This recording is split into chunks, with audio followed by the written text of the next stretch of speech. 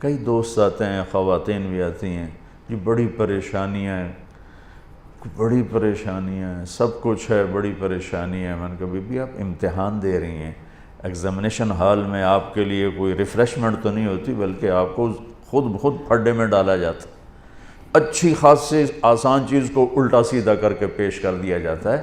ہم سب بمین 7 ارب انسانوں کے ہم پیپر دے رہے ہیں، ہم امتحان گاہ میں بیٹھے ہیں۔ یہ آئیڈیل ہوم نہ بن سکتا ہے، نہ بنے گا، نہ بنانے والے نے اسے آئیڈیل ہوم بنایا ہے۔ یہ تو ہم دیوانے ہیں کہ چند سالہ زندگی میں اس کو آئیڈیل ہوم بنانا چاہتے ہیں۔ گزرگاہ ہے، مسافر خانہ ہے، اور اس پر زائد کیا ہے، لِيَبْلُوَكُمْ أَيُّكُمْ أَحْسَنُ عَمَلًا، کہ اس نے اس لیے ہمیں پیدا کیا ہے کہ ہمیں دیکھنا چاہتا ہے کہ اپنے عمل کو خوبصورت کون بناتا ہے اور دنیا کے ٹھیکروں پہ کون بک جاتا ہے، اپنی شخصیت کو کون بناتا ہے اور چیزوں پر کون بک جاتا ہے۔ یہ پیپر ہو رہا ہے۔ اب وہ پیپر کیسے حل کرنا ہے، یہ علم ہمارے پاس کوئی نہیں ہے۔ اس کے لیے 1,24,000 انبیاء کو اللہ نے بھیجا کہ جاؤ انہیں بتاؤ کہ پیپر حل کیسے کرنا۔ تو سب سے آخر میں اللہ نے جناب رسول اللہ صلی اللہ تعالی علیہ وسلم کو دنیا میں مبعوث فرمایا، آخری کتاب، آخری نبی، آخری رسول۔ تو آپ کا مشن بھی یہی تھا کہ زندگی کیسے گزارنی ہے۔ پچھلی کتابوں سے اب چونکہ آپ وجہ کائنات ہیں، ابو ہریرہ نے ایک دفعہ آپ سے پوچھا یا رسول اللہ آپ کو نبوت کب ملی تھی؟ تو ابھی ربیع الاول گزرا ہے،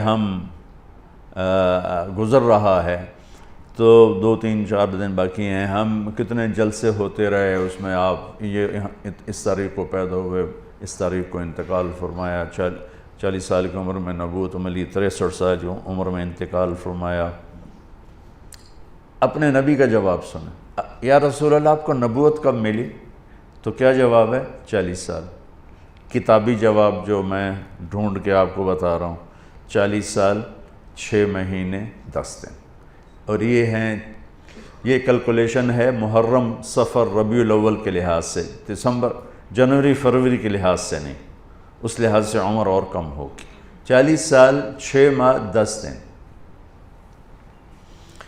تو یہ تو کیلکولیٹڈ جواب تھا، تو آپ یہ جواب آپ نہ دیتے، آپ فرماتے ابو ہریرہ 40 سال کی عمر میں نبی بنا، لیکن میرے نبی نے جواب کیا دیا؟ کنت نبیا وان آدم بین الروح والجسد۔ ابو ہریرہ ابھی آدم کی مٹی اکٹھی نہیں ہوئی تھی اور میں نبی بن چکا تھا۔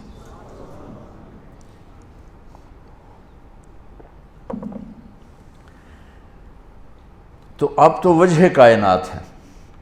آدم علیہ السلام اور اماں حوا کا اللہ نے نکاح فرمایا، تو کہا آدم مہر ادا کرو اپنی بیگم کا۔ کہنے کہ جی کیا ادا کرو؟ تو نکاح تو جنت میں ہو رہا ہے، جنت سونے چاندی سے بھری پڑی ہے، تو اللہ کہتا تھا اتنا زیور ڈال دو، اتنا سونا دے دو۔ میرے اللہ نے کہا آدم آپ کی نسل میں میرے آخری نبی آئیں گے، ان پہ ایک درود پڑھ دے، بس یہی مہر ہے، یہی مہر ہے۔ تو اس سے اور تھوڑا پیچھے چلے جائیں، میرے نبی نے فرمایا کہ اللہ تعالیٰ نے پیدائش کائنات، پیدائش آدم نہیں، پیدائش آدم تو بہت تھوڑی عمر ہے، پیدائش کائنات کو 25-30 ارب سال ہو چکے ہیں۔ پیدائش کائنات سے 1000 سال پہلے اللہ تعالیٰ نے سورہ یاسین کی تلاوت فرمائی۔